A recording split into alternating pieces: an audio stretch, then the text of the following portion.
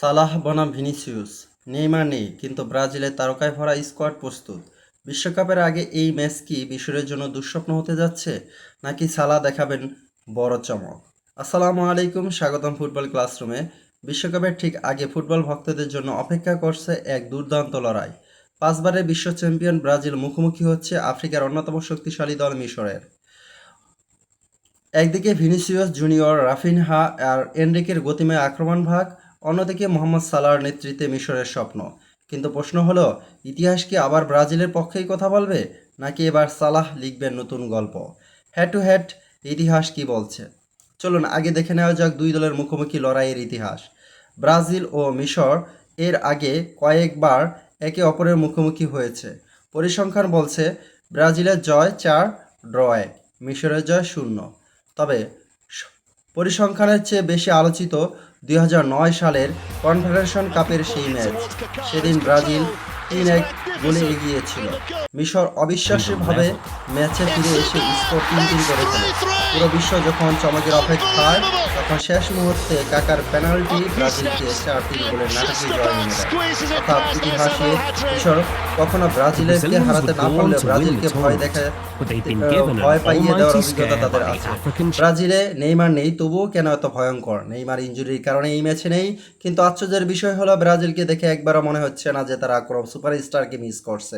কালো অঞ্চলিকদের হাত থাকা এই স্কোয়াড আক্রমণ ভাগের অস্ত্রের কোনো অভাব নেই। বাম পাশে ভিনিসিয়াস জুনিয়র, ডান পাশে রাফিনহা, আর সামনে তরুণ সেন্সেশন এনরিক।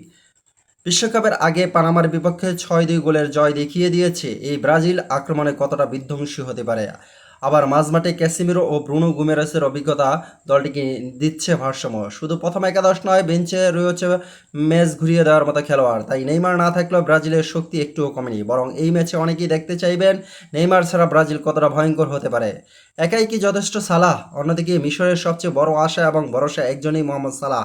লিভারপুল তারকা যখন বল পায়ে দৌড় শুরু করেন, তখন বিশ্বের যে কোনো ডিফেন্ডারদের হৃদয় স্পন্দন বেড়ে যায়। তার সঙ্গে থাকবেন ওমর মারমুশ, দুজন মিলে ব্রাজিলের ডিফেন্সের জন্য বড় হুমকি হতে পারেন। তবে বাস্তবতা হলো, ব্রাজিলের মতো দলের বিপক্ষে শুধু ব্যক্তিগত নৈপুণ্য দিয়ে ম্যাচ জেতা সহজ নয়। মিশরকে নিখুঁত ডিফেন্স করতে হবে এবং কাউন্টার অ্যাটাকের প্রতিটি সুযোগ কাজে লাগাতে হবে। ম্যাচের সবচেয়ে বড় লড়াই, এই ম্যাচে 3টি দ্বৈরথ বিশেষভাবে নজর কাড়বে। ভিনিসিয়াস জুনিয়র বনাম মিশরের রাইট ব্যাক, সালাহ বনাম ব্রাজিলের লেফট ব্যাক, ক্যাসিমিরো বনাম মিশরের মিডফিল্ড। বিশেষ করে সালাহ বনাম ব্রাজিল ডিফেন্সের লড়াইটাই হতে পারে ম্যাচের সবচেয়ে উত্তেজনাপূর্ণ অংশ। একটা মুহূর্তের ভুল ও ম্যাচের ফল বদলে দিতে পারে। আমার ম্যাচ প্রেডিকশন হলো, কাগজে কলমে ফর্মে, স্কোয়াড গভীরতা এবং অভিজ্ঞতা সব দিক থেকে এগিয়ে ব্রাজিল। তবে সালাহর মতো একজন খেলোয়াড় থাকলে মিশরকে কখনোই পুরোপুরি বাদ দেওয়া যায় না। আমার মনে হচ্ছে ম্যাচটা হবে বেশ প্রতিদ্বন্দ্বিতাপূর্ণ, তবে শেষ পর্যন্ত ব্রাজিল আক্রমণ ভাগী পার্থক্য করে দেবে। আমার প্রেডিকশন, ব্রাজিল 3-1 গোলে মিশরকে হারাবে। এখন আপনার পালা। আপনার কি মনে হয় সালাহ কি ব্রাজিলকে চমকে দিতে পারবে, নাকি ভিনিসিয়াস, রাফিনিয়া, এনরিকের সামনে আরেকটি জয় তুলে নেবে ছড়া? কমেন্ট লিখুন আপনার স্কোর প্রেডিকশন। ভিডিওটি ভালো লাগলে লাইক দিন, শেয়ার করুন এবং ফুটবল ক্লাসরুম সাবস্ক্রাইব করতে ভুলবেন না।